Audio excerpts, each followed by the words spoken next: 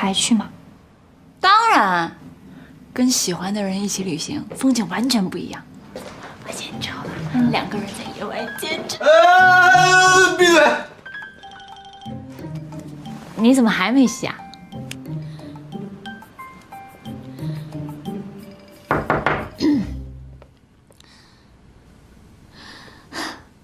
陆小姐啊，方便借一步说话吗？方便。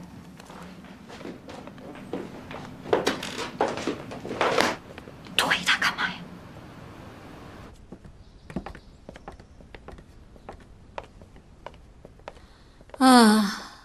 关于你和我是不会放弃容品的思琪的。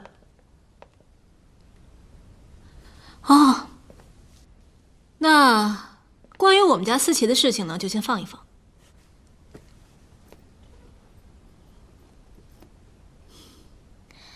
你有个助理叫小贾，对吧？对，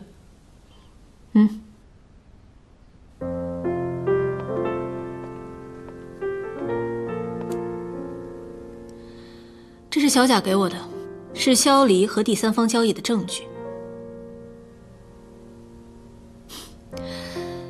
你自己都不知道他骗了你多少回是吗？他私刻印章，用你的名义进行版权交易，吃里扒外，所以说荣品才会翻脸啊。所以荣品会跟萧离解约？我跟他们的高层进行了资源置换，尽量投你的 IP， 他们肯定要保护你的。萧离也是因为这个才投鼠忌器。裴总，您为了我，我是为了我儿子。好了，我想说的呢都已经说完了。你刚才跟我说你不会放弃我们家思琪，说的是真心话吗？是，那我怎么相信你不是一时兴起头脑发热了呢？请您把儿子交给我。你这是求婚，虽然还有2年才到法定婚龄，但我可以等。您答应也罢，不答应也罢，总之，他我要定了。不是？我觉得你这不是求婚啊，你是在跟我抢儿子啊！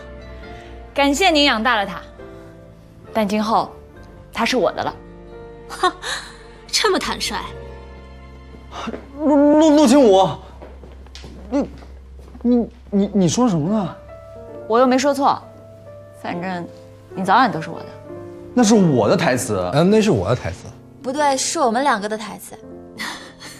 哎呀，好了啊，那个，既然大家都已经到齐了，我有一件事情想要跟你们说。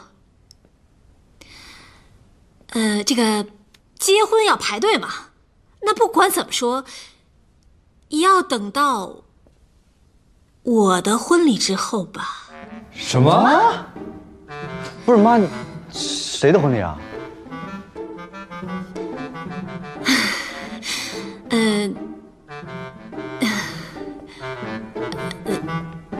我的。和谁啊？和你们未来的继父。妈，你这戒指上有钻吗？这还不如当年我爸送您那个呢。臭小子，少胡说八道啊！不是爷，您在啊？您儿媳妇都要改嫁了，您怎么还……妈，您说真的？小希啊，你要接受现实啊！齐总，你会祝福妈妈吗？恭喜啊！